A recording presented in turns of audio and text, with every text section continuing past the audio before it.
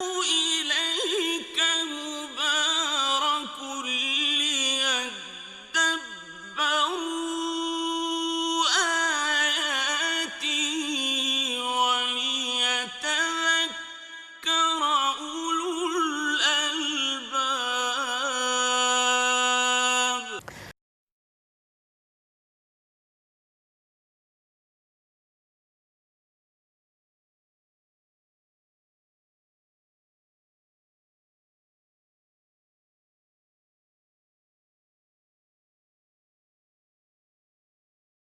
كتاب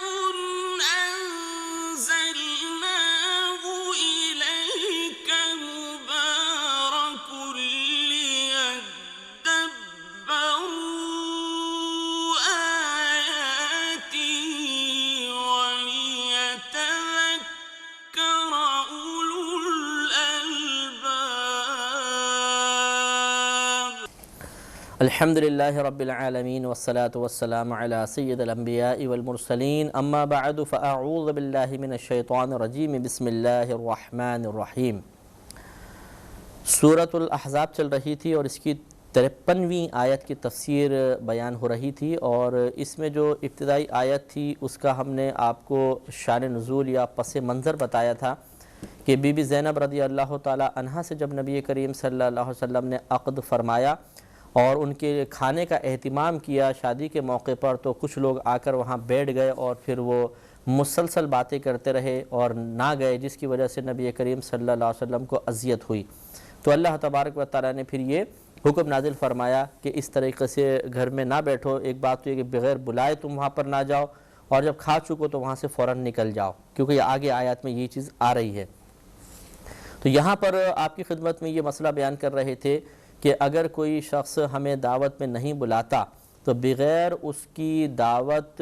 کے بلائے اور بغیر میزبان سے اجازت لیے اگر ہم اندر داخل ہو جائیں گے، کھائیں گے پیئیں گے، تو یہ بالکل ایسا ہے کہ نبی کریم نے ارشاد فرمایا جیسے کوئی چور ہو کے گھسا اور ڈاکو بن کے نکلا۔ تو یہ شرعاً جائز نہیں ہے، اس طرح کھانا جا کر یہ گناہ میں شمار ہو جائے گا۔ ہاں، اگر بالفرض آپ کسی مقام پہ آپ کو دعوت نہیں ہے، آپ جاتے ہیں، مثال کے طور پہ ایک دوست ہے وہ شادی میں جا رہا ہے، اس نے آپ کو آفر کر دی چلو یار آپ بھی میرے ساتھ چل لو، تو یقینی سی بات ہے کہ دوست کو تو مثلا اس کو آفر ہے، لیکن آپ کو تو کسی نے پیشکش نہیں کی تھی، آپ کو دعوت نہیں دی گئی تھی، لہذا آپ کے لیے شرعاً جائز نہیں ہے کہ اس میں داخل ہوں۔ اور دوست کی کون سا وہ تقریب ہے کہ وہ آپ کو لے جائے، اس سے تو حق اور اختیار حاصل نہیں ہے۔ ایسی صورت میں اگر آپ جانا ہی چاہیں تو پھر میزبان سے پوچھ لیجئے، یعنی دوست پوچھ لے فون کر کے مثلا کہ بھئی میں میرے دوست ساتھ ہیں، کیا ان کو لے آؤں؟ اگر وہ کہتے ہیں کہ ہاں لے آئیے کوئی بات نہیں، شادی میں ایک آدمی زیادہ ہو جائے گا تو کیا ہوا، تو پھر آپ کے لیے بالکل حلال ہے۔ لیکن بغیر اجازت کسی کے دعوت میں گھسنا، کھانا پینا، یہ شرعاً گناہ ہوتا ہے۔ اس لیے اپنے بچوں کو بھی اس سے روکنا چاہیے کہ اگر کسی کی شادی بیاہ میں بچے گھس جاتے ہیں، جیسے تقریبوں میں کہ چھوٹے بچے ہوتے ہیں کوئی منع بھی نہیں کرتا، وہ حصے لے لیتے ہیں، کھانا پینا کر لیتے ہیں، اور اسی طرح بڑے بھی جو باقاعدہ اس طرح پلاننگ کر کے شادی ہالوں میں جا کر اور روزانہ نت نئی ڈشیں کھا کے سوچتے ہیں کہ دیکھا آپ نے کتنا اچھا کھانے کا اہتمام کر لیا ہے اور انتظام کر لیا ہے کہ کوئی نہ خرچہ، اور بہترین قسم کے کھانے۔ تو یہ بہترین قسم کے کھانے آپ کو دنیا میں مل رہے ہیں، لیکن آخرت میں ان پہ گرفت ہوگی اور سوال بھی پوچھا جائے گا اگر اللہ ناراض ہوا تو، اس لیے طریقہ ترک کرنا چاہیے۔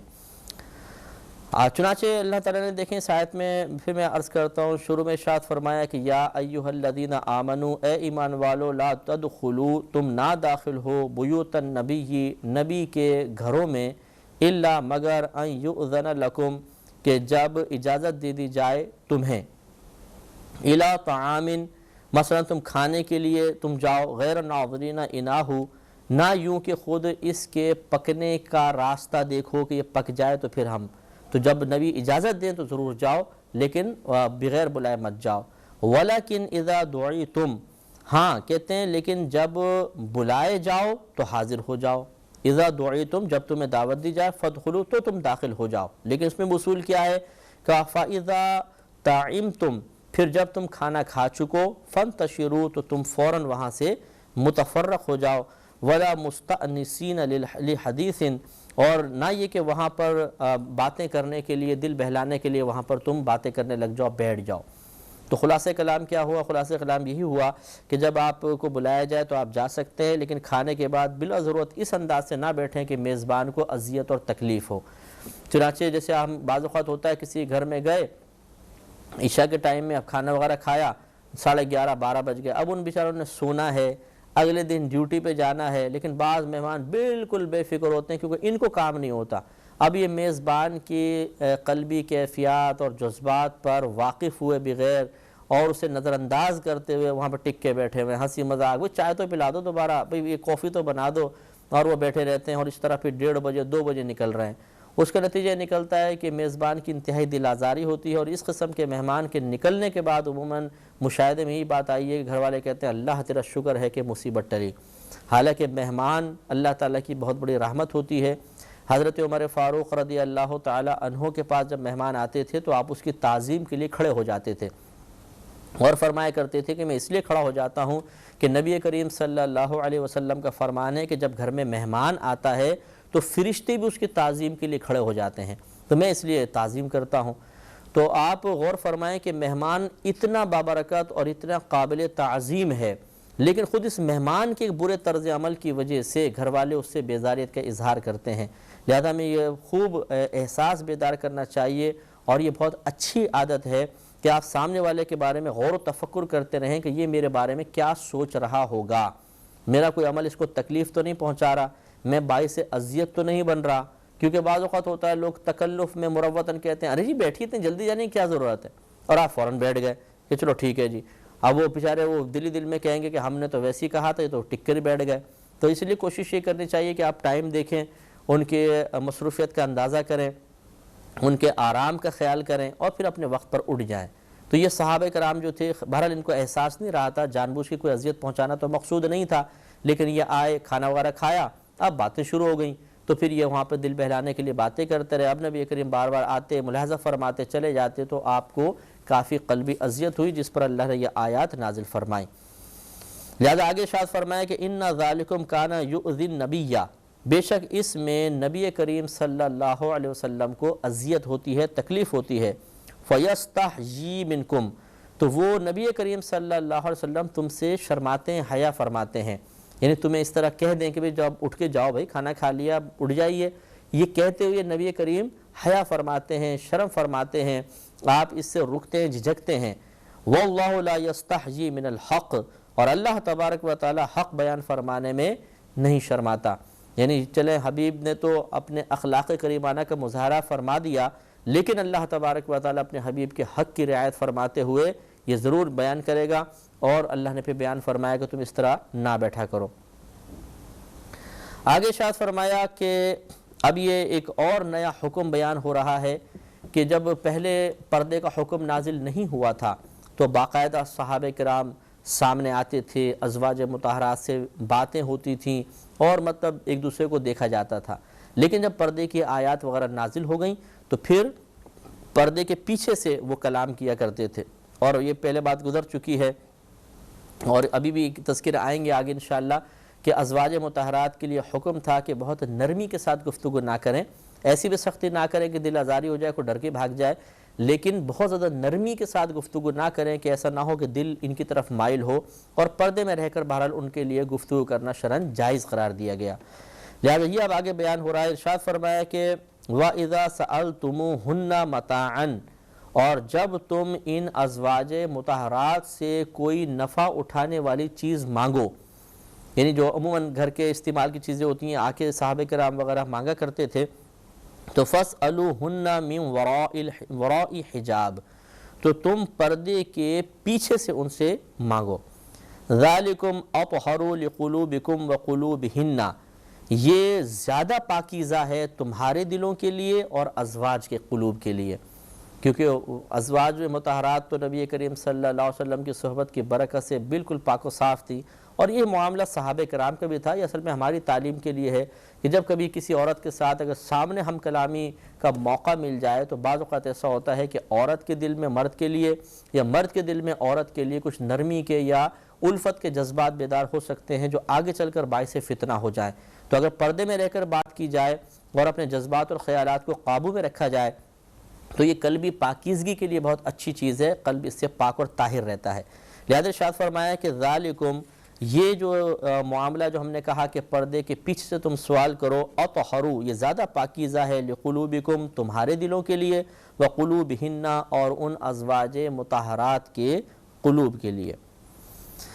اب اس کے بعد پھر ایک نیا حکم نازل فرمایا، اور اس میں نبی کریم صلی اللہ علیہ وسلم کے ادب، احترام اور آپ کی تعظیم کی طرف بہت بین واضح اشارہ ہے۔ ارشاد ہوتا ہے کہ وَمَا كَانَ لَكُمْ أَن تُؤْذُوا رَسُولَ اللَّهِ، اور تمہارے لیے ہرگز یہ جائز نہیں ہے کہ تم اللہ تبارک و تعالیٰ کے رسول کو اذیت پہنچاؤ۔ کسی بھی طریقے سے اذیت پہنچانا یہ بالکل اللہ تبارک و تعالیٰ نے منع فرمایا، قرآن سے نص قطعی سے ثابت ہے۔ لہذا نبی کریم صلی اللہ علیہ وسلم کی قصداً دل آزاری کو کفر لکھا ہے فقہاء نے، کہ اگر کوئی نبی کریم کے دل دکھانے کا قصد اور ارادہ کر کے کوئی عمل ایسا کر دے کہ جس سے آپ کے قلب انور کو ٹھیس پہنچے گی تو پھر وہ کافر ہو جائے گا۔ ہاں اگر خدا نہ خواستہ نادانستہ طور پہ ایسا ہو گیا تو اس کو پھر بھی توبہ تو کرنی پڑے گی، لیکن کفر کا حکم نہیں دیا جائے گا۔ اور نبی کریم صلی اللہ علیہ وسلم بلند آوازوں کو پسند نہیں فرماتے تھے، اور مطلب تعظیم کو آپ محبوب رکھتے تھے۔ لہذا آج بھی اگر کوئی روضہ انور پر جائے تو وہاں پہ اپنے آواز کو دھیما رکھنا چاہیے، وہاں کا ادب اور احترام کرنا چاہیے۔ ایسا نہ ہو کہ وہاں کی بے ادبی نبی کریم صلی اللہ علیہ وسلم کے قلب انور کی رنجیدگی کا سبب بن جائے۔ اور چونکہ بہرحال کوئی اگر قصداً تو امید ہے کہ کوئی مسلمان ہو اور جان بوجھ کے نبی کریم صلی اللہ علیہ وسلم کے قلب انور کو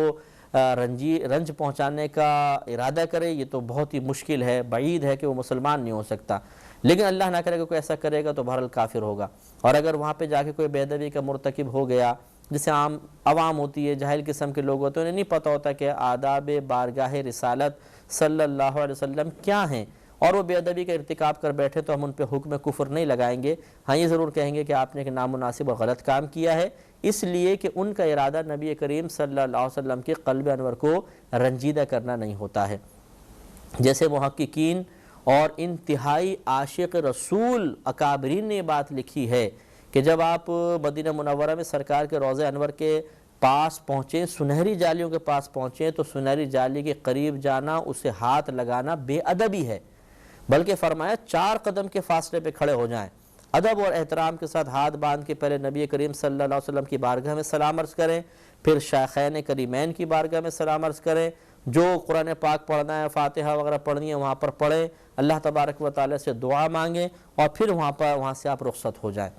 اب مطلب عوام الناس، اب تو خیر ذرا سختیاں ہوتی ہیں، ورنہ پہلے تو ایسا بھی ہوتا تھا کہ سنہری جالیوں میں جو مواجہہ بنا ہوا ہے، یعنی سوراخ سا ہے، اس میں سے لوگ اپنی حاجات یعنی لکھ کر، سلام لکھ کر کاغذ ڈال دیا کرتے تھے، بعض سے عطر کھولا، پورا ہاتھ ڈال کے اندر عطر انڈیل دیا،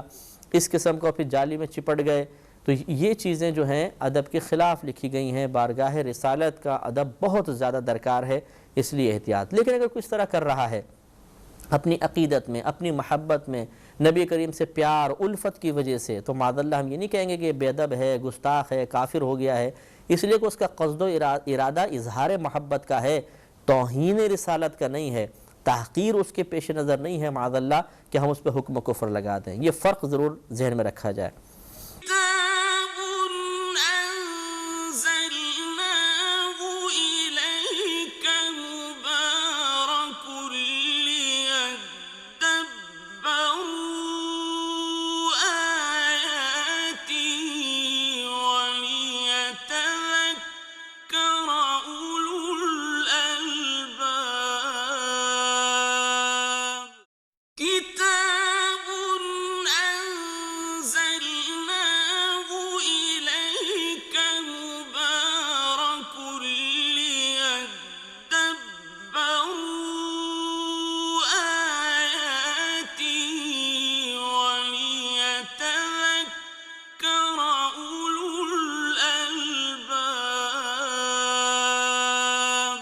اور آگے ارشاد فرمایا کہ وَلَا أَن تَنْكِحُوا أَزْوَاجَهُ مِن بَعْدِهِ أَبَدًا، اور تم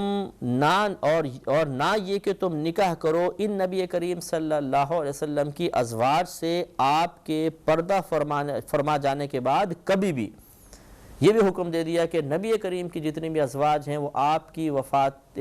ظاہریہ کے بعد، آپ کے انتقال کے بعد دیگر تمام مومنین پر حرام تھیں، اس لیے کہ وہ ہماری والدہ ہیں، وہ روحانی ماں ہیں، اور والدہ سے نکاح کرنا منع ہے۔ اور اس کی ایک وجہ یہ بھی بیان کی گئی ہے کہ کیونکہ نبی صرف ایک لمحے کے لیے ان پہ موت طاری ہوتی ہے، پھر وہ بالکل اسی طرح زندہ ہو جاتے ہیں جیسے اپنے اس موت کے طاری ہونے سے پہلے وہ زندہ تھے۔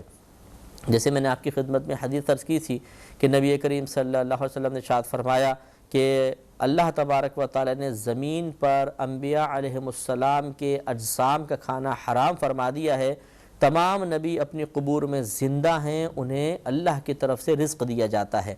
تو جب نبی زندہ ہے تو یقینی سی بات ہے کہ اس کی زوجہ ان کے نکاح میں ہے اور منکوحہ سے نکاح کرنا حرام ہے۔ بلکہ یہاں تک محققین نے ارشاد فرمایا کہ اگر کوئی لونڈی تھیں جنہیں نبی کریم صلی اللہ علیہ وسلم نے قربت کے شرف سے شرفیاب فرمایا تھا، فیضیاب فرمایا تھا، ان کے ساتھ بھی جائز نہیں کہ کوئی ان کو اپنے پاس رکھے، بلکہ وہ انتہائی محترم ہو گئی ہیں اور بہت زیادہ ادب والی ہو گئی ہیں، یعنی وہ قابل ادب قابل تعظیم ہو گئی ہیں، ان کی تعظیم کرنا واجب ہے۔ اور اس آیت سے یہ ضرور مسئلہ نکلتا ہے کہ کسی اللہ کے علاوہ جس کو غیر اللہ کہتے ہیں اس کی تعظیم کوئی معاذ اللہ شرک یا کفر ہمیشہ نہیں ہوتی ہے۔ یہ ازواج مطہرات کی توہین کے لیے حکم ہے یا تعظیم کے لیے؟ اگر ہم سے کوئی سوال کرے تو لازم بات ہے کہ ان کی توہین بیان کرنا مقصود تو نہیں، بلکہ ان کی عظمت اور ان کی مقام تعظیم کو بیان کرنا مقصود ہے کہ نبی کریم صلی اللہ علیہ وسلم کے قریب ہونے کی برکت سے اللہ نے ان کو اتنا معظم، اتنا قابل تعظیم بنا دیا ہے کہ اب امت کا کوئی شخص ان کے قابل نہیں ہے کہ وہ ان کو نکاح میں رکھ سکے، یہ ان سے بہت عظمت والی ہیں۔ تو معلوم یہ ہوا کہ غیر اللہ کی تعظیم اگر اللہ تعالیٰ کی اجازت کے ساتھ ہو تو معاذ اللہ کوئی شرک کا تصور پیدا نہیں ہوتا۔ لہذا یہ خیال بالکل غلط ہے کہ اللہ کے علاوہ اگر کسی کے تعظیم کی تو اللہ کی بھی تعظیم، اس غیر اللہ کی بھی تعظیم، تو معاملہ تعظیم میں شرک کے مرتکب ہو گیا، آدمی مشرک و کافر ہو گیا۔ معاذ اللہ معصوم معاذ اللہ کا بغیر کسی قید کے، بغیر کسی شرط کے، بغیر کسی کنڈیشن کے یہ حکم دے دیا جائے تو بتائیے کہ ازواج مطہرات کی تعظیم کرنے والے جو صحابہ کرام تھے ان کے بارے میں کیا حکم دیں گے؟ اس لیے حکم بیان کرنے سے پہلے اس کے سیاق و سباق کے بارے میں اچھی طرح غور و تفکر کر کے پھر اس کو بیان کرنا چاہیے۔ اندھا دھن اپنے تقوی پرہیزگاری کا اظہار کرنا یا علمیت کا بیجا اظہار کرنا بعض اوقات خود انسان کو قابل گرفت بنا دیتا ہے، احتیاط کرنی چاہیے۔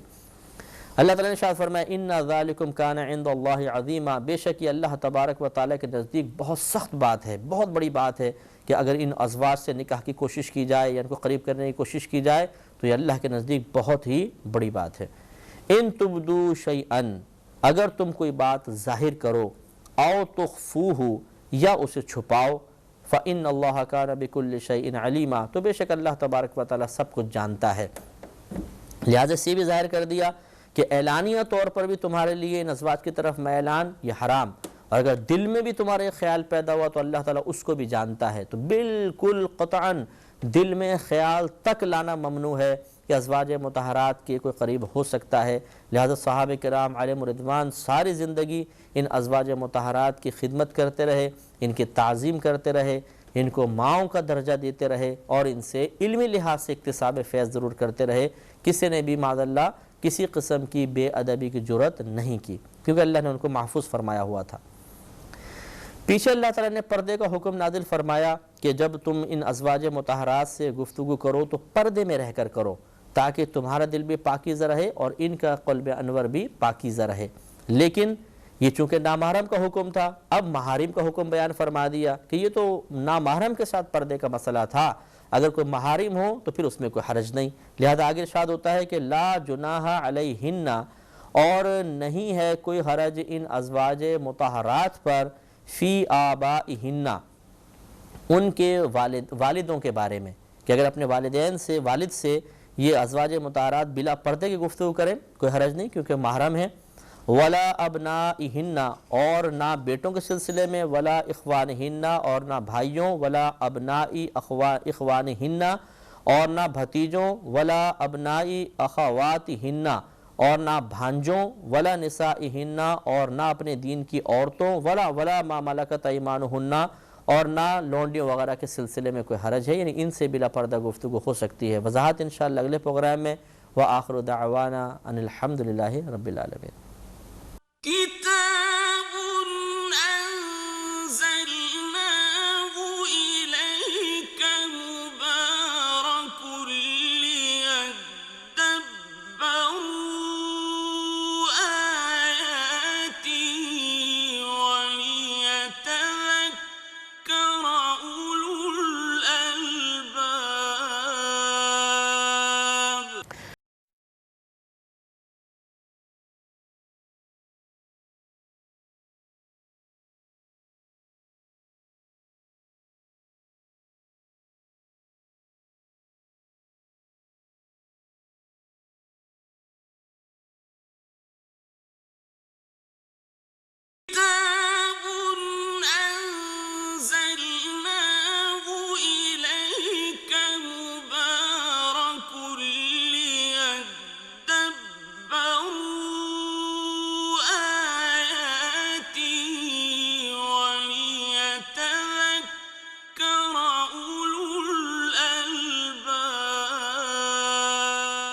الحمدللہ رب العالمین والصلاة والسلام علی سید الانبیاء والمرسلین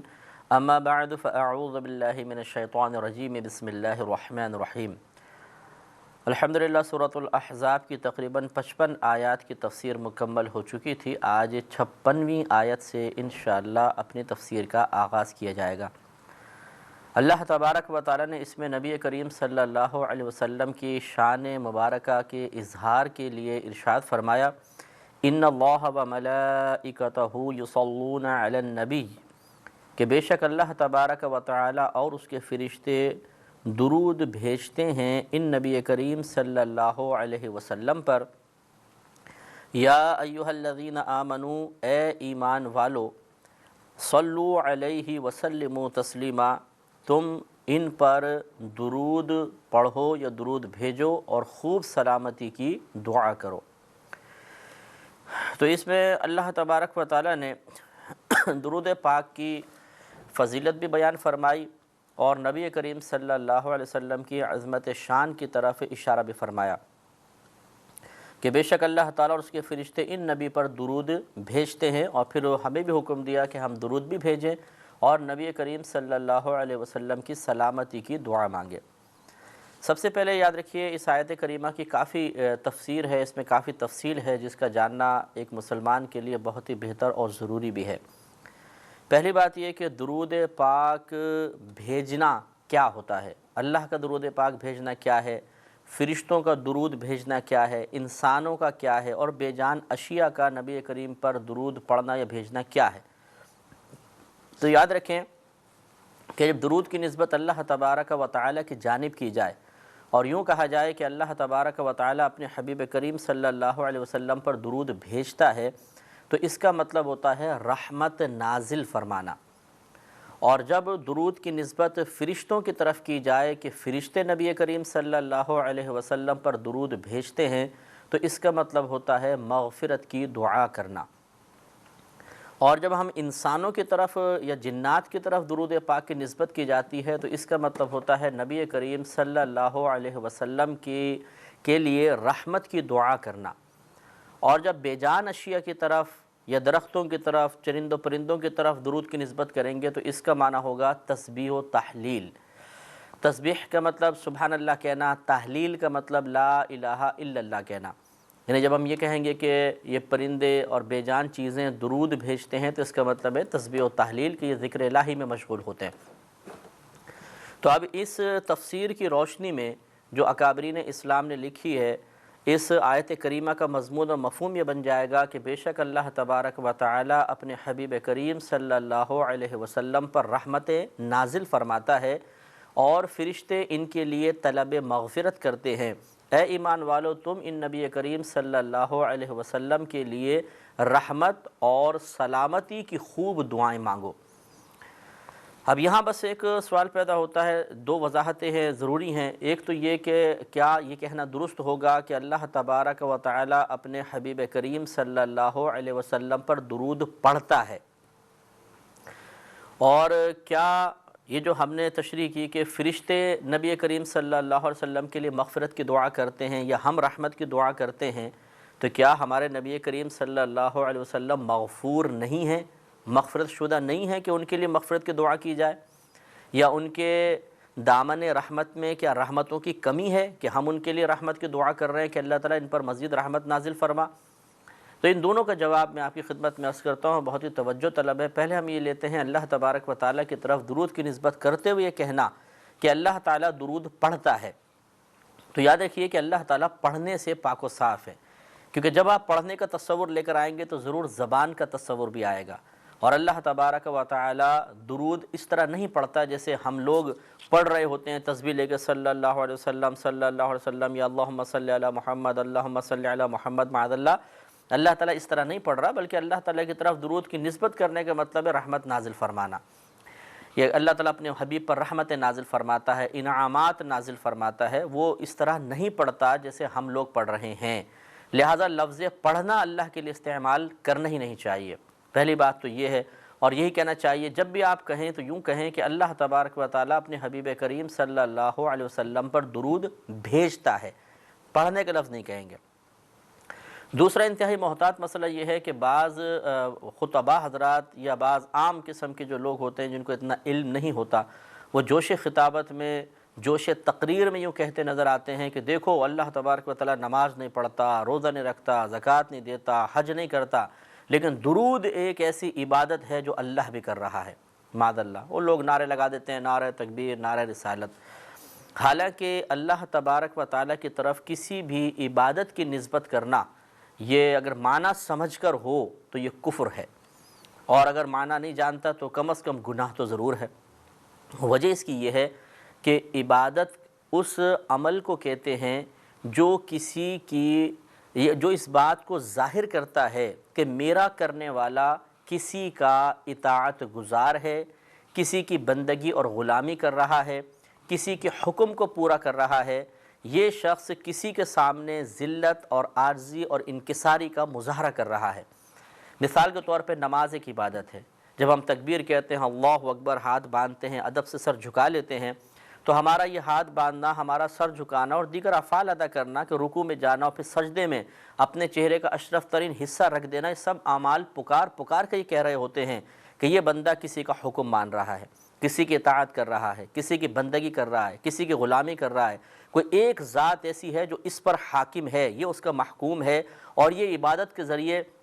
یا اس عمل کے ذریعے اس کو راضی کرنے کی کوشش کر رہا ہے اور اس کی بارگاہ میں عاجزی، انکساری اور ذلت کا اظہار کر رہا ہے۔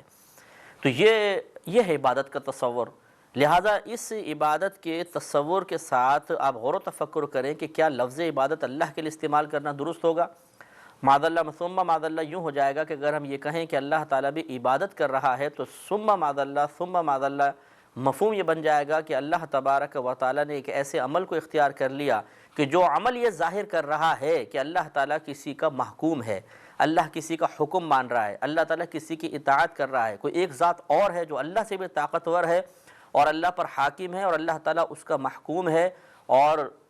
وہ عاجزی انکساری والا بھی کہ کسی کے سامنے وہ عاجزی انکساری کا مظاہرہ کر رہا ہے۔ حالانکہ یہ مفہومات اللہ تبارک و تعالیٰ کے لیے ثابت ہونا محال ہے، اس لیے یہ نسبت کرنا کہ اللہ تعالیٰ عبادت کر رہا ہے، یاد رکھیے کہ یہ اگر یقیناً اس عبادت کے مفہوم کو سمجھ کر قصداً کہا جاتا تو کفر بھی ہوتا، لیکن کم از کم گناہ تو ہے، کیونکہ جہالت بارگاہ الہی میں یا مذہب اسلام میں عذر نہیں ہے۔ لہذا اس قسم کے جتنے بھائی بہنیں ہیں اور وہ خطباء جنہوں نے جوش خطابت میں اس کو بیان کیا، بغیر برا مانے توبہ کی طرف مائل ہو جائیں تو بہت ہی بہتر ہے۔ اور اگر کبھی بھی آپ نے کسی مجمع میں اس قسم کی کوئی شرح یا تشریح بیان کرنے کی غلطی کر لی ہو تو واجب ہے کہ اعلانیہ طور پر اس پہ توبہ کریں اور سب کو بار بار یہ بتائیں کہ یہ غلط مسئلہ نکل گیا تھا اور اس کی ہمیں اصلاح کرنی چاہیے۔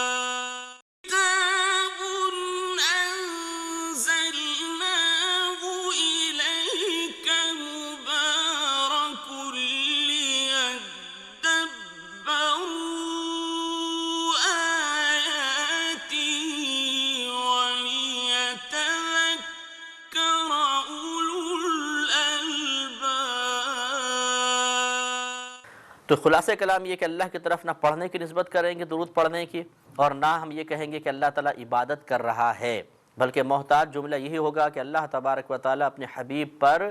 درود بھیجتا ہے، اور اس کا مطلب یہ لیں گے کہ اپنے حبیب پر رحمتیں نازل فرماتا ہے۔ دوسرا اس کا جو اسٹیپ ہم نے عرض کیا تھا، یا دوسرا جو پہلو وہ یہ کہ کیا نبی کریم صلی اللہ علیہ وسلم ہماری دعا، یہ فرشتوں کی دعائیں مغفرت کے محتاج ہیں، اور کیا ہماری رحمت کے محتاج ہیں؟ اگر جواب نہیں میں ہے تو پھر ہم کیوں ان کے لیے دعا کر رہے ہیں؟ فرشتے کیوں ان کی مغفرت کی دعا کر رہے ہیں؟ تو اس کا جواب یہ ہے کہ یہ اعتراض اس صورت میں ذہن میں پیدا ہوگا جب ہمارے ذہن میں یہ ضابطہ، یہ اصول جم جائے گا کہ شاید ہم جب کسی چیز کی کسی شخص کے لیے دعا کر رہے ہیں تو ضروری ہے کہ پہلے وہ شخص اس چیز سے محروم بھی ہو۔ مثال کے طور پہ کسی کے پاس مکان نہیں ہے اور میں کہوں اللہ تعالیٰ اس کو مکان عطا فرما دے، تو پھر تو یہ دعا درست ہونی چاہیے کیونکہ اس کے پاس وہ چیز نہیں ہے۔ چونکہ نبی کریم صلی اللہ علیہ وسلم کے پاس مغفرت ہے، وہ تو پہلے مغفرت شدہ ہیں، بلکہ آپ کے قدموں کی برکت سے قیامت تک لوگ مغفرت کے پروانے حاصل کریں گے، اور آپ تو خود رحمت للعالمین ہیں، تو آپ کو کس بات کی کمی؟ تو اس کا مطلب ہے کہ پھر آپ کے لیے دعا نہیں کرنی چاہیے۔ یہ جس کے ذہن میں ہوگا تصور وہی اعتراض کرے گا۔ تو اس کا جواب یہ ہے کہ بعض اوقات تو واقعی دعا اس لیے کی جاتی ہے کہ ہم جو چیز اس کسی شخص کے لیے طلب کر رہے ہوتے ہیں اللہ تعالیٰ سے، وہ شخص ان چیزوں سے محروم ہوتا ہے، اور کبھی ایسا ہوتا ہے کہ وہ چیزیں اس شخص کو حاصل ہوتی ہیں لیکن ہم پھر بھی دعا کر رہے ہوتے ہیں۔ اب یہ پھر بھی دعا کرنا دو وجوہات سے ہو سکتا ہے۔ میں اس کو مثال سے سمجھاتا ہوں کہ آپ کسی بادشاہ کے دربار میں گئے، فقیر گیا، اگر وہ بادشاہ کو یہ کہتا ہے کہ اے بادشاہ تجھے اللہ تعالیٰ عزت عطا فرمائے، تجھے اللہ دولت عطا فرمائے، مجھے کچھ دے، تو کیا جواب میں ہم یہ کہیں گے کہ اس کی دعا کرنا بالکل بیکار ہے اس لیے کہ بادشاہ کو تو عزت اور دولت پہلے ہی حاصل ہے؟ نہیں، بلکہ اس کو حق بجانب تصور کیا جائے گا۔ اور اس کی دعا کے دو مفہوم لے سکتے ہیں۔ ایک یہ کہ یہ اصل میں جو بادشاہ کو عزت اور دولت حاصل ہے اس کی استقامت کی دعا کر رہا ہے، یعنی اے بادشاہ تو تجھے چیزیں پہلے حاصل ہیں، اللہ تعالیٰ ان چیزوں کے تیرے پاس رہنے پر استقامت عطا فرمائے، یعنی ہمیشہ ہمیشہ تیرے پاس عزت رہے، دولت رہے، یہ ایک مفہوم ہے۔ یا دوسرا یہ ہوتا ہے کہ سامنے والا حقیقتاً جانتا ہے کہ جو یعنی فقیر یہ بات جانتا ہے کہ سامنے والے کے پاس یہ نعمتیں ہیں جس کی میں دعا کر رہا ہوں، لیکن یہ خوش ہو کر اس دعا کے بدلے میں مجھے کچھ عطا فرمائے گا، تو اس وقت صرف مانگنے کا ایک تصور ذہن میں ہوتا ہے، یہ مانگنے کا ایک طریقہ اور قرینہ اور سلیقہ اختیار کیا جاتا ہے، اور ہوتا بھی یہ ہے کہ بادشاہ کو دعا دے دیں، کوئی سیٹھ صاحب ہیں بڑے، اللہ تعالیٰ تجھے دولت عطا فرمائے، ان کو دعا دے دیں تو خوش ہو کے وہ کچھ نہ کچھ انعام دے دیتے ہیں، تو یہ انعام حاصل کرنے کا ذریعہ ہوتا ہے، خاص یہ دعا کرنا مقصود نہیں ہوتا کہ اللہ تعالیٰ آپ کو چیز عطا فرمائے، کہ پتہ ہوتا ہے پہلے ان کے پاس چیز ہے، لیکن صرف خوش کرنا مقصود ہوتا ہے، اور ان کی خوشی کے بدلے میں حاصل ہونے والے انعامات پر نظر ہوتی ہے۔ لہٰذا یہی دونوں چیزیں یہاں پر ہیں کہ یا تو فرشتے جو دعائے مغفرت کر رہے ہیں وہ اس کا مقصود یہ ہے کہ جو اللہ نے آپ کو مغفرتوں کے پروانے جاری کر دیے ہیں اللہ تعالیٰ ان میں دوام اور استقامت عطا فرمائے، اور ہم جو رحمت کی دعا کر رہے ہیں اس کا مطلب یہ کہ آپ پر جو اللہ کی مسلسل رحمتیں نازل ہو رہی ہیں ان میں دوام اور استمرار ہو، اور یا پھر اس کا مطلب یہ ہوگا کہ یا رسول اللہ صلی اللہ علیہ وسلم آپ کو مغفرت اور رحمتیں تو پہلے ہی حاصل ہیں، لیکن اللہ کے حکم سے ہم آپ کے لیے دعا کر رہے ہیں، کیونکہ اللہ کا حکم ہے کہ درود پڑھو اور خوب سلام بھیجو، تو ہم آپ کے لیے درود بھی پڑھ رہے ہیں، سلامتی کی دعا بھی کر رہے ہیں، لیکن اصل مقصود یہ ہے کہ اس کے بدلے میں اللہ تعالیٰ ہمیں عطا فرمائے۔ آپ کو ان کی حاجت نہیں ہے، آپ تو مغفرت شدہ ہیں، آپ رحمت للعالمین ہیں، لیکن اس دعا سے خوش ہو کہ اللہ ہمیں عطا فرمائے گا، اور ایسے ہی ہوتا ہے، اور اصل مقصود یہی ہوتا ہے کہ ہمارے نبی کریم کو مغفرت کی حاجت نہیں ہے، وہ تو مغفرت شدہ ہیں، یعنی دعا کی حاجت نہیں ہے مغفرت کی، وہ پہلے مغفرت شدہ ہیں، ان کے خزانوں میں رحمت کی کوئی کمی نہیں کہ ہمارے دعا سے ان کو رحمتوں کا نزول زیادہ ہو جائے گا، وہ تو پہلے مالا مال ہیں۔ اصل میں ہمیں یہ ایک مانگنے کا اور اللہ تعالیٰ کی بارگاہ سے انعام کے حاصل کرنے کا سلیقہ سکھایا گیا ہے کہ تم ان کے لیے رحمت کی دعا کرو، ان کے لیے مغفرت کی دعا کرو، اللہ تعالیٰ تمہیں عطا فرما دے گا۔ اس کی نظیر میں آپ کو پیش کرتا ہوں، نبی کریم مسلم کی روایت، نبی کریم صلی اللہ علیہ وسلم نے ارشاد فرمایا کہ جس نے اذان سنی اور اذان سننے کے بعد میرے لیے دعائے وسیلہ کی تو اس کے لیے میری شفاعت واجب ہو گئی۔ اور دعائے وسیلہ کیا ہے؟ اس میں ہم یہ کہتے ہیں کہ اے اللہ تعالیٰ اس کھڑے ہونے والی نماز کے رب، تو نبی کریم صلی اللہ علیہ وسلم کو اس مقام محمود پر پہنچا دے جس کا تو نے ان سے وعدہ کیا ہے۔ اب یہ دیکھیے اللہ تعالیٰ وعدہ کر چکا اور اللہ اپنے وعدے کا خلاف نہیں کرتا، تو ضرور نبی کریم کو مقام محمود تو ملے گا، لیکن ہمیں حکم دیا کہ اس مقام محمود کے لیے دعا کرو۔ اب یہاں پہ بھی وہی اعتراض ہو سکتا تھا کہ جب مقام محمود کا اللہ نے نبی کریم سے وعدہ کر لیا تو پھر ہمیں دعا کے لیے کیوں کہا جا رہا ہے؟ اس کا جواب پھر خود آخر میں نبی کریم نے ارشاد فرما دیا کہ اگر تم میرے لیے دعائے وسیلہ کرو گے تو تمہارے لیے میری شفاعت واجب ہو جائے گی، کہ اصل مقصود یہ نہیں ہے کہ تمہاری دعاؤں کے نتیجے میں مقام محمود کا ملنا نبی کریم صلی اللہ علیہ وسلم کو یہ تمہاری دعاؤں کے سلسلے میں ہوگا یا اس پر موقوف ہے، بلکہ وہ تو اللہ تعالیٰ دے چکا آپ کو، وہ تو اس کا فیصلہ ہو چکا، اور میدان محشر میں ضرور نبی کریم مقام محمود پر فائز ہوں گے، لیکن جب تم اس کے لیے دعا کرو گے تو اللہ تبارک و تعالیٰ خوش ہوگا اور تمہیں شفاعت کا تحفہ اور انعام دے دیا جائے گا۔ لہذا اس پوری تفصیل سے بات واضح ہو گئی کہ نبی کریم صلی اللہ علیہ وسلم کے لیے جب ہم رحمت کی دعا کرتے ہیں یا فرشتے جب مغفرت کی دعا کرتے ہیں تو ہمارے نبی کریم اس کے محتاج نہیں ہیں، بلکہ یہ ہم پر اللہ کے پھر انعامات، رحمتیں برکتیں نازل ہوتی ہیں، فرشتوں کے درجات کی بلندی کا سامان ہوتا ہے، لہٰذا یہ اصل میں ہمیں انعام حاصل کرنے کا ایک ذریعہ اور وسیلہ عطا کیا گیا ہے۔ اس میں چونکہ اللہ تعالیٰ نے امر فرمایا کہ صلو علیہ وسلم و تسلیما، کہ نبی پر درود بھیجو اور خوب سلام بھیجو، یعنی رحمت کی دعا کرو اور سلامتی کی دعا کرو۔ اس لیے فقہا نے فرمایا اس آیت کے تحت کم از کم زندگی میں ایک بار درود پاک پڑھنا ہر عاقل بالغ مسلمان مرد و عورت پر فرض ہے، ایک بار۔ اور پھر اگر ہم کسی محفل میں بیٹھے ہوں اور اس میں درود پاک سنیں تو پہلی مرتبہ یعنی سرکار نبی کریم صلی اللہ علیہ وسلم کا نام اقدس سنیں یا ذکر رسول سنیں تو کم از کم پہلی بار درود پاک پڑھنا واجب ہے، اور اس کے بعد جتنی بار سنتے رہیں درود پاک پڑھنا افضل و مستحب ہے۔ تو غرض ہے کہ زندگی میں ایک بار پڑھنا فرض، اور کسی محفل یا مجلس میں بیٹھے ہوں اس میں ذکر انور صلی اللہ علیہ وسلم ہو رہا ہو تو پہلی مرتبہ درود پاک پڑھنا واجب، اور اس کے بعد جتنی مرتبہ سنتے رہیں درود پاک پڑھنا مستحب اور افضل ہوتا ہے۔ یعنی پھر بعد میں گناہگار تو نہیں ہوں گے ترک کرنے پر، لیکن اگر بالکل ہی نہیں پڑھا تو گناہگار ہوں گے۔ یہ بھی یاد رکھیے کہ بعض جگہ مقامات ایسے ہوں گے کہ جہاں درود پڑھنا منع ہے۔ مثال کے طور پہ آپ نماز پڑھ رہے ہیں، اس میں اگر کسی نے مثلا نام اقدس آپ نے سنا، کوئی نعت پڑھ رہا تھا یا آپ نے نماز شروع کر دی، کہیں اذان ہو رہی تھی اور اس میں نبی کریم صلی اللہ علیہ وسلم کا نام اقدس آپ نے سنا، تو پھر ہم درود پاک نہیں پڑھیں گے نماز میں۔ اسی طرح قرآن پاک کی تلاوت کر رہے ہیں تب درود پاک پڑھنا منع ہوتا ہے، کہ تلاوت آپ کرتے رہیے، بیچ میں نہ رکیں۔ اسی طرح جب امام خطبہ پڑھ رہا ہو تو دوران خطبہ اگر نبی کریم کا نام اقدس سنیں تو درود شریف پڑھنا منع ہوتا ہے، کیونکہ سکوت درکار ہوتا ہے۔ باقی اور اوقات میں کوئی منع نہیں ہے، آپ طواف کرتے ہوئے پڑھ سکتے ہیں، بے وضو پڑھ سکتے ہیں، باوضو پڑھنا افضل اور اولیٰ ہوتا ہے لیکن بے وضو بھی پڑھ سکتے ہیں، اور حتیٰ کہ اگر حالت جنابت میں ہے یا کوئی بہن مخصوص ایام میں ہے تو کلی کرنے کے بعد درود پاک پڑھنا بلا کراہت جائز ہوتا ہے۔ اس میں کوئی شریعت نے کنڈیشن نہیں لگائی کہ پاک ہونا شرط ہے یا مطلب باوضو ہونا شرط ہے، شرط کے اعتبار سے نہیں ہے۔ ہاں افضل اور اولیٰ صورتحال یہ ہے کہ اگر اس کا اہتمام کیا جائے ادب کا، اور اس درود پاک پڑھنے کے لیے خصوصاً آپ انتظام و اہتمام کریں تو زیادہ رحمتوں کے نزول کی امید ہے۔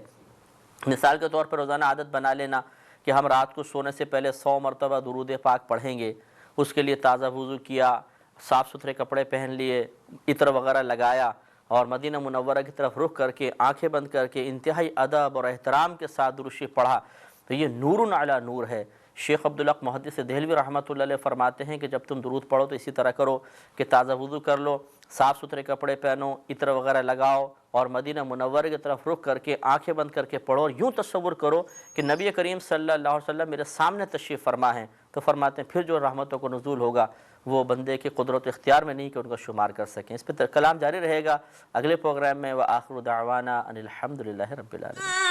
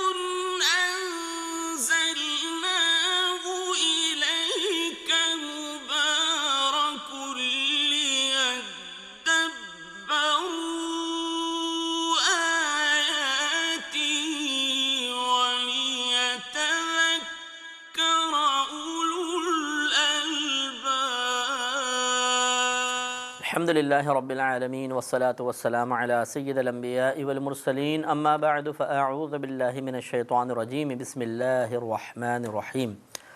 سورۃ الاحزاب کی 56ویں آیت کی تفسیر چل رہی تھی، جس میں اللہ تبارک و تعالی نے پہلے نبی کریم صلی اللہ علیہ وسلم کی شان بیان کرتے ہوئے ارشاد فرمایا کہ بے شک اللہ تعالیٰ اور اس کے فرشتے ان نبی کریم صلی اللہ علیہ وسلم پر درود بھیجتے ہیں، اور پھر اگلے حصے میں ارشاد فرمایا کہ ایمان والو تم بھی نبی کریم صلی اللہ علیہ وسلم پر درود بھیجو اور خوب سلامتی کی دعا مانگو۔ یعنی ان نبی کے لیے سلامتی کی دعا مانگو۔ اس کی وضاحت ہم پچھلی مرتبہ عرض کر رہے تھے اور اس مقام تک پہنچے تھے کہ درود پاک پڑھنا ہمارے لیے بہت ہی بڑی سعادت کی بات ہے، اور حتی الامکان اہتمام کر کے درود پاک پڑھا جائے تو بہت ہی افضل اور اولیٰ ہوتا ہے، جس میں شیخ عبدالحق محدث دہلوی رحمۃ اللہ علیہ کا یہ قول آپ کی خدمت میں عرض کیا تھا کہ آپ نے ارشاد فرمایا کہ بالکل اس طرح درود پاک پڑھو، یعنی خوب اہتمام کر کے صاف ستھرے کپڑے، اگر تازہ وضو ہو جائے بہت بہتر ہے، اور عطر وغیرہ لگا کر مدینہ منورہ کی طرف رخ کر کے ادب آنکھیں بند کر کے پھر آپ درود شریف پڑھیں، اس تصور کے ساتھ کہ نبی کریم صلی اللہ علیہ وسلم میرے سامنے جلوہ افروز ہیں اور خود اپنے کانوں سے اس درود پاک کو سماعت فرما رہے ہیں بعطائے الہی، تو وہ فرماتے ہیں کہ اس وقت جو اللہ کی رحمتوں کا نزول ہوگا وہ بہت ہی زیادہ ہوگا، اور نبی کریم صلی اللہ علیہ وسلم کی زیارت کی بھی قوی امید ہے،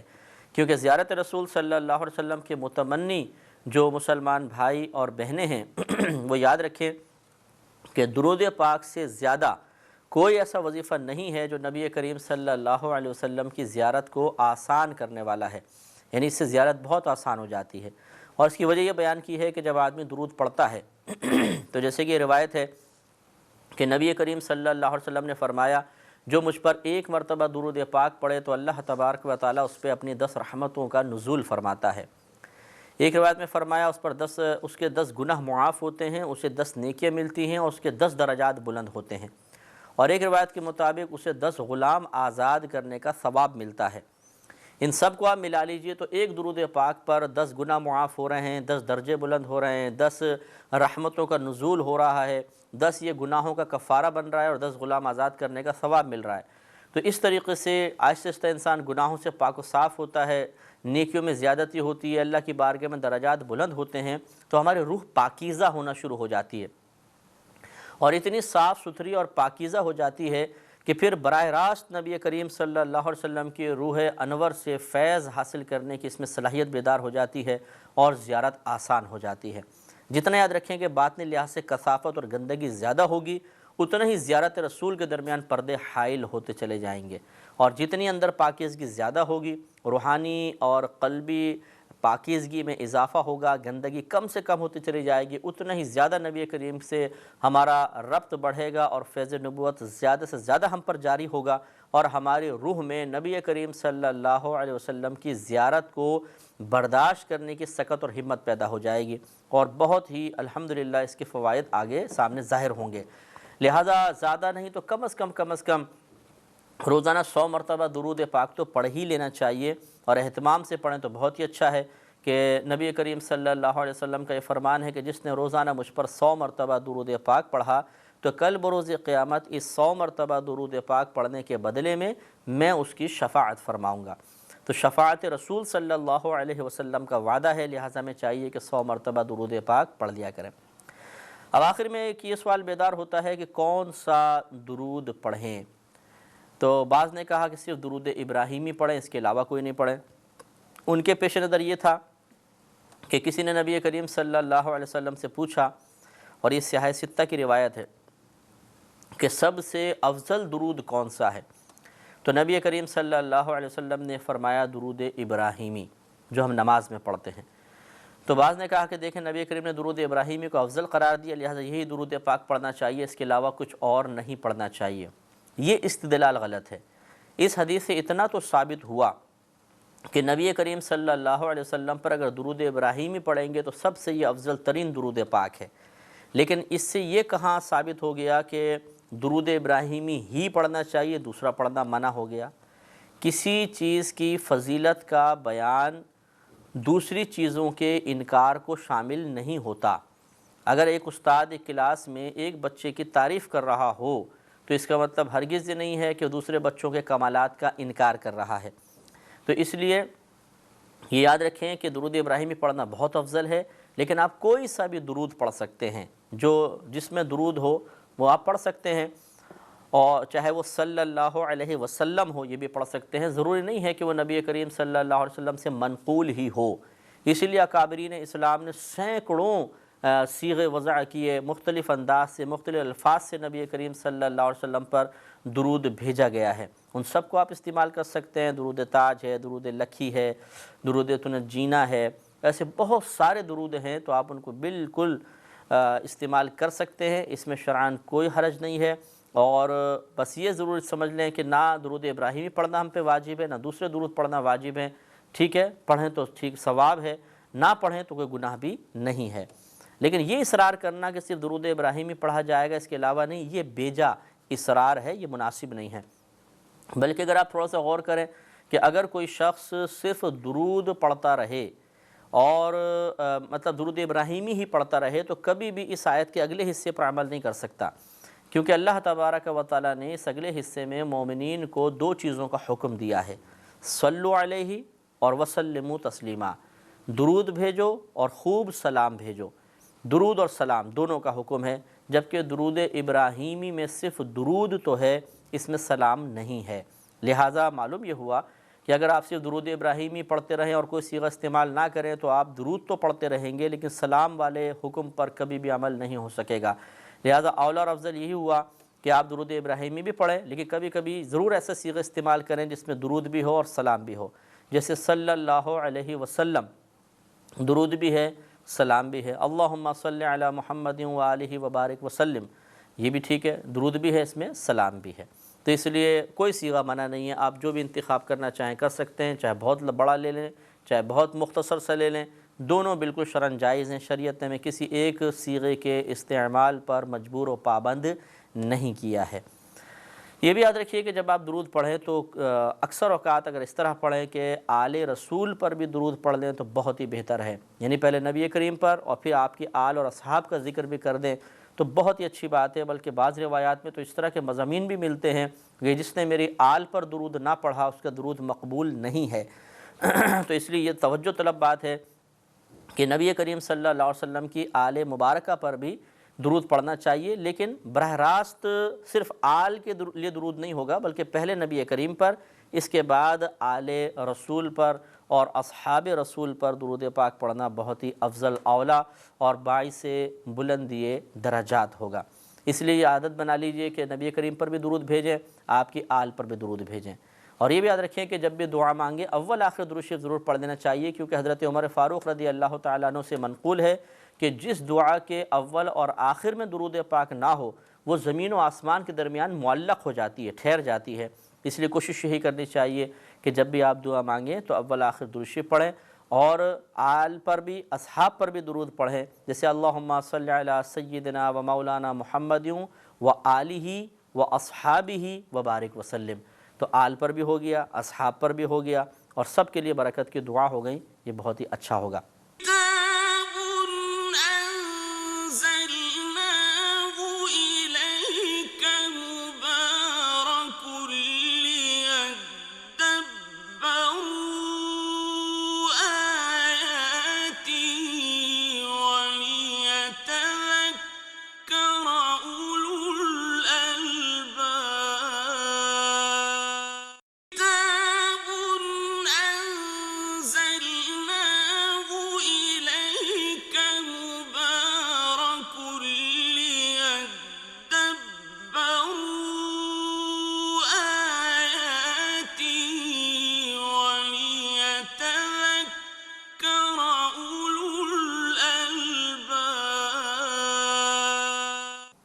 اس میں ایک مسئلہ مزید میں عرض کرنا چاہوں گا جو مجھے ایک دفعہ کہیں باہر سننے کو ملا، اور یہ بہت ہی غلط قسم کا مسئلہ بیان کیا گیا، اور یقینی سی بات ہے کسی صاحب علم شخص کی طرف سے یقیناً یہ نہیں ہوگا، بلکہ جہلاء نے اس کو عام کرنے کی کوشش کی ہوگی، کہ یہ کانوں میں آواز پڑی کہ ہر عبادت میں ریاکاری یہ حرام اور گناہ کبیرہ ہے، لیکن اگر درود پاک ریاکاری کے ساتھ بھی پڑھا جائے تو مقبول ہے۔ تو یہ بالکل غلط، جس نے بھی مقولہ کہا بالکل غلط کہا ہے، اس لیے کہ ریاکاری ایک گناہ ہے، اور جو ریاکاری کی مذمت پر مشتمل آیات اور احادیث ہیں جس میں ریاکاری کی برائی بیان کی گئی ہے وہ مطلق ہیں، یعنی اس میں کوئی ایسی قید نہیں بیان کی گئی کہ درود پاک کے بارے میں ہم یہ نہیں بیان فرما رہے، باقی تمام عبادات کے بارے میں یہ ریاکاری پر سزا ملے گی۔ تو جب اللہ تعالیٰ اور اس کے رسول کسی چیز کو مقید نہ کریں مطلق رکھیں تو ہم اپنے پاس سے اس کو مقید نہیں کر سکتے، لہٰذا درود پاک بھی معاذ اللہ اگر دوسرے کو سنانے کی نیت سے پڑھا جائے گا تو بالکل یہ ایک گستاخی ہوگی اور اس پر بھی سزا مرتب ہوگی۔ جس بھائی نے بھی یہ مقولہ عام کرنے کی کوشش کی اور لوگوں کو گمراہ کیا کہ جی آپ درود پاک ریاکاری کے ساتھ بھی پڑھیں تو کوئی حرج نہیں، وہ قابل گریفت تھے، انہیں توبہ کرنا ضروری ہے۔ ایک اس میں مسئلہ اور نکلتا ہے، اس کی طرف بھی چلیں، چونکہ آیا ہے درود کا معاملہ تو میں نشاندہی عرض کر دیتا ہوں کہ یاد رکھیے کہ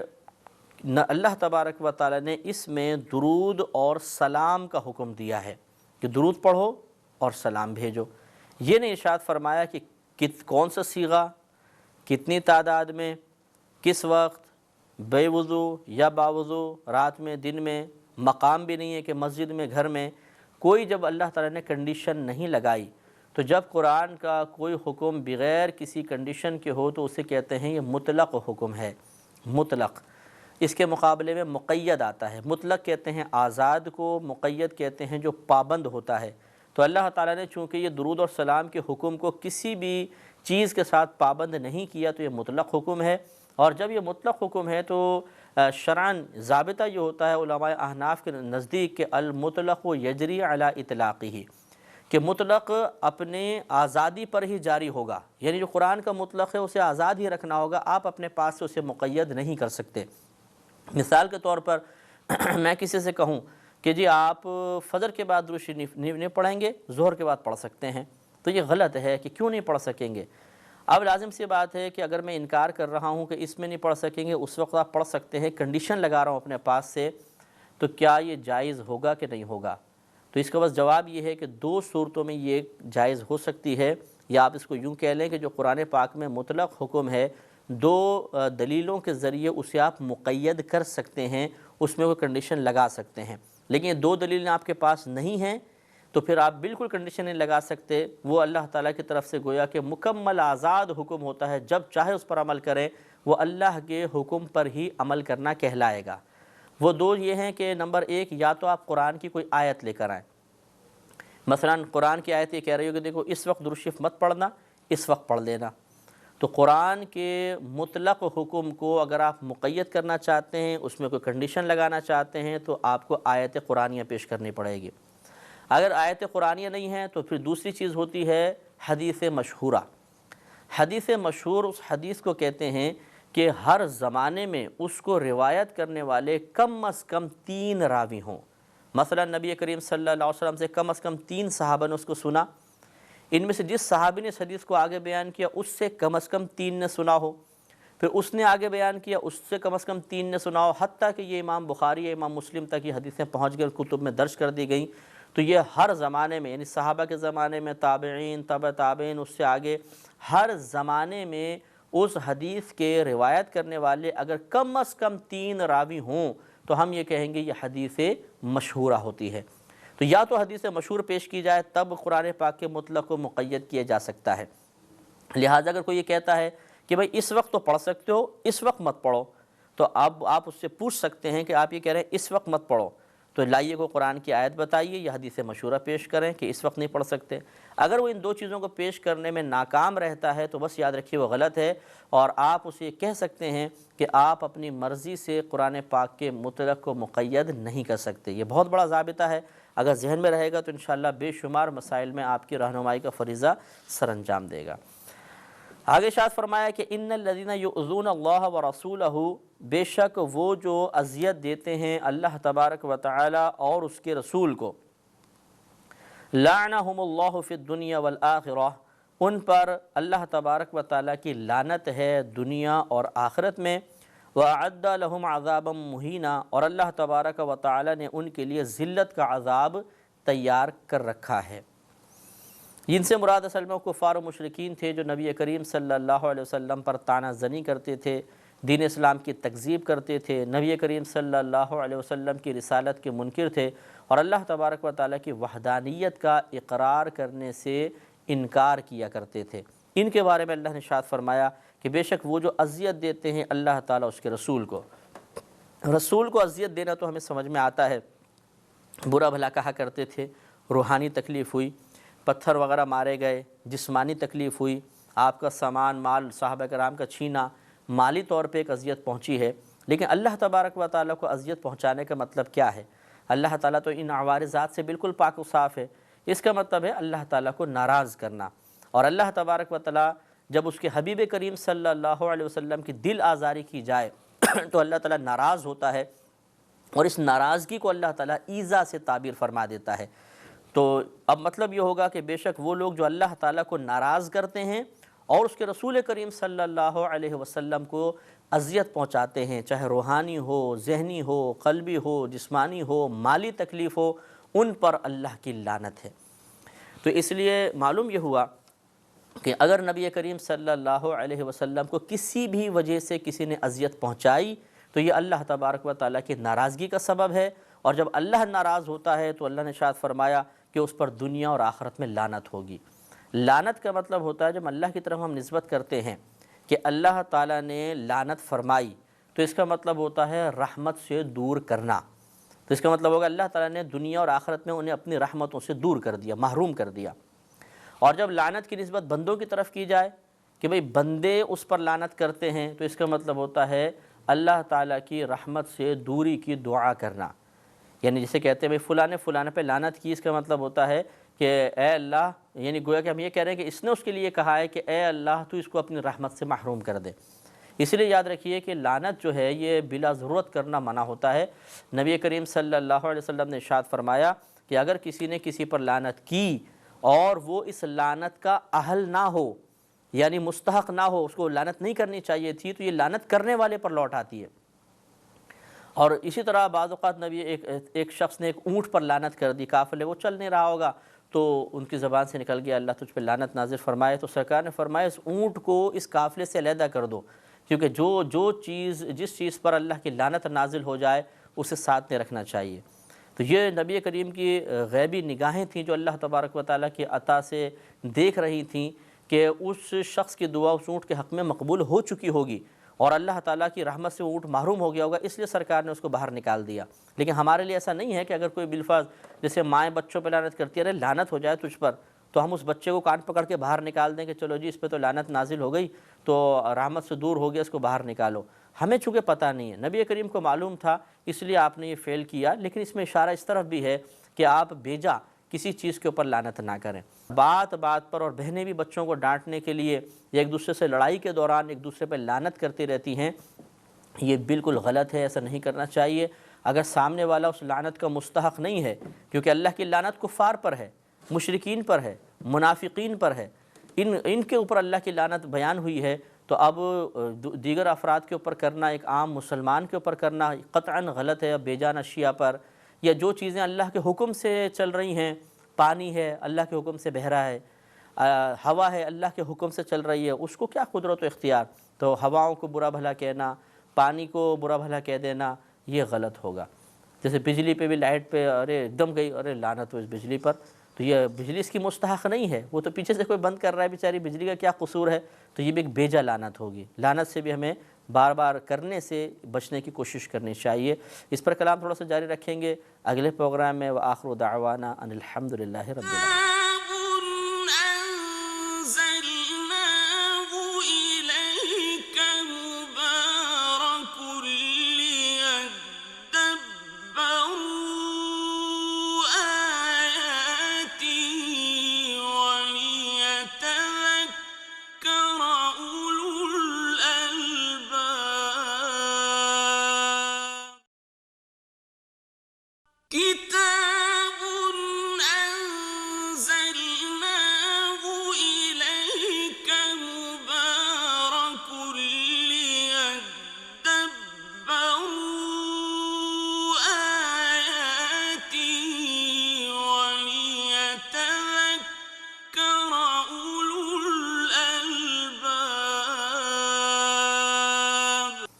الحمدللہ رب العالمین والصلاة والسلام علی سید الانبیاء والمرسلین، اما بعد فاعوذ باللہ من الشیطان الرجیم، بسم اللہ الرحمن الرحیم۔